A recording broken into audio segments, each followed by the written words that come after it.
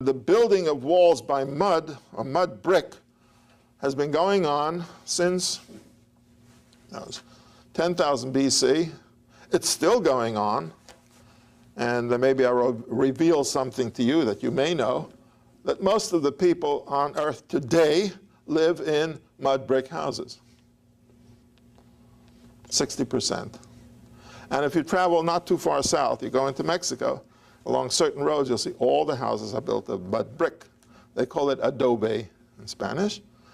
And they will plaster it or whitewash it. And if you whitewash it, it becomes fairly waterproof, and so it could last for 15 or 20 years. Without the waterproofing, it'll last for 10 years or so.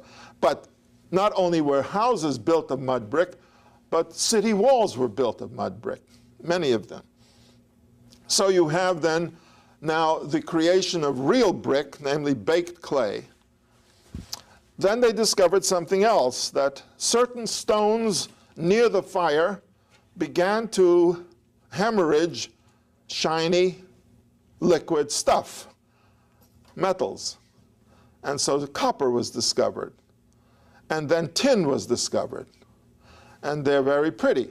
When you melt copper out of a stone, it's very pretty.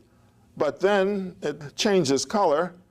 And if you try to make a hammer out of copper, and you try to hit something with it, the copper will be damaged and not the thing you hit, because copper is very soft.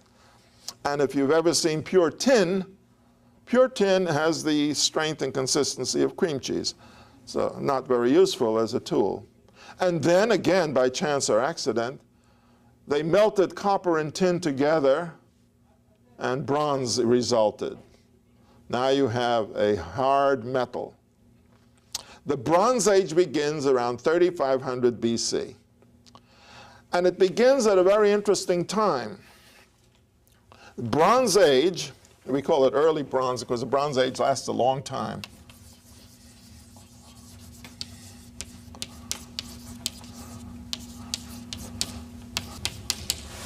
The Bronze Age lasts from 3500 to 1200 BC. And it's divided by historians into three stages. We have early bronze, middle bronze, late bronze. And then the Iron Age, which appears around 1200 BC. Because iron is an entirely different product, and the technology of making iron is much more difficult than that of making bronze. So it took a long time, and only one particular civilization discovered the iron problem, solved the iron problem, and used iron for about 200 years before anybody else could get their hands on it. They really kept that secret. It's very interesting.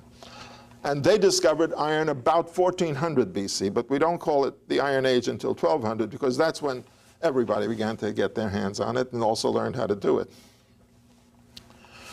Now, the Bronze Age coincides with something else that happened, and that's the invention of writing. Writing was invented first by the Sumerians. They're the earliest writing is Sumerian.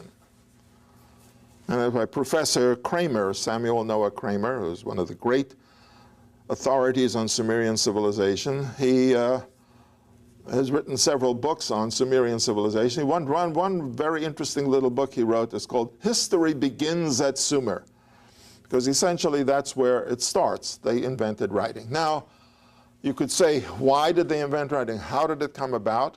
Well, there are several factors. What we do know is by 3500 BC in Sumer, there was a very highly developed civilization, a very sophisticated civilization. A lot of arts and crafts, highly developed, and there was a lot of business going on. And also, they already had a legal system and the definition of private property. And that's very interesting. Private property, and that required the drawing of boundaries and the drawing up of bills of purchase and sale and the definition of lots of boundaries that you were buying, let's say. And this was something that, in a sense, demanded a system of notation. And we can actually see in the earliest tablets how they are making symbols on clay tablets. Now, why did they use clay? Because clay was ubiquitous. It was the most common material around.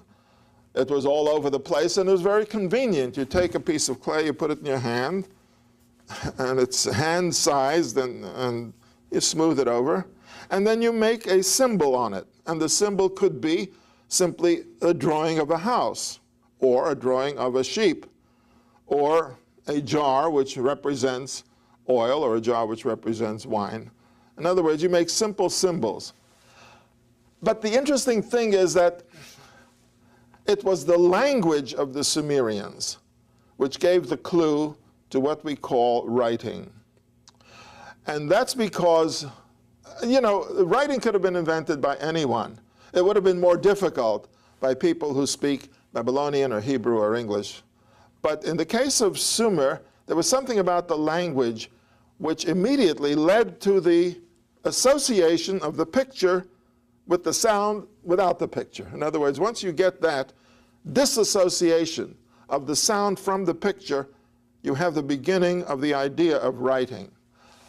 And why in the Sumerian language? Well, the Sumerian language is a language that has a structure we call agglutinative.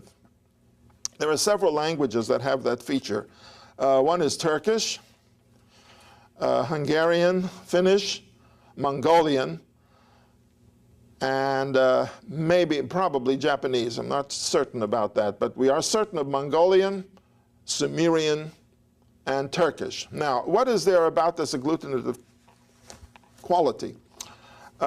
We speak a language which we call it inflective. That is, certain words are changed by changing of pronunciation, addition of inner vowels, and addition of suffixes, and so on.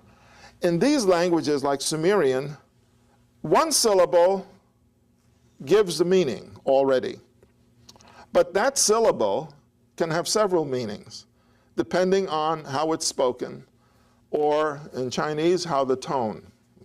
If you say something, the rising tone, it means one thing. You say same, let's say the word ma. Ma means one thing, ma means something else. Ma is a different meaning. In other words, there's something about the pronunciation which changes the meaning, but also provides this.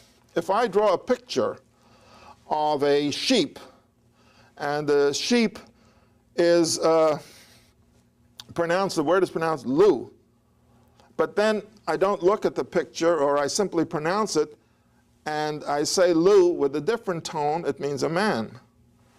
This already gives me the opportunity to take the picture of the sheep, put it together with something else, and say, I don't mean sheep, I mean big man. In other words, certain elements are stuck together. That's why we call it an agglutinative language. And by sticking the elements together, you change the meaning. But also the fact that each element, each syllable has a meaning inherent in it, gives the opportunity to dissociate the picture from the sound. And thus they were able to realize that if they drew a picture and it meant one thing, and then they simply pronounced it without looking at the picture, it could mean something else.